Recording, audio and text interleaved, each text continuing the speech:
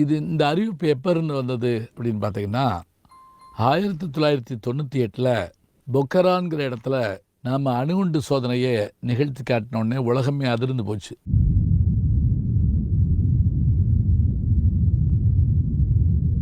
நம்ம தான் சோதனை நடத்தினா அதிர்ந்து போனது உலகம்.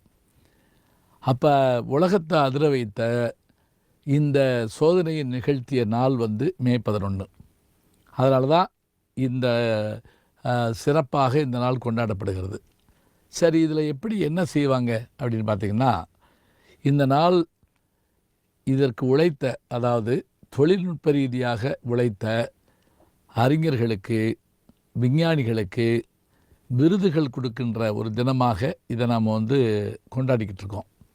அப்படி என்ன நம்ம கண்டுபிடிச்சிட்டோம் அப்படின்னு பார்த்திங்கன்னா, அதுதான் இன்றைக்கி நம்ம இளைய தலைமுறை தெரிஞ்சுக்கிறோம்.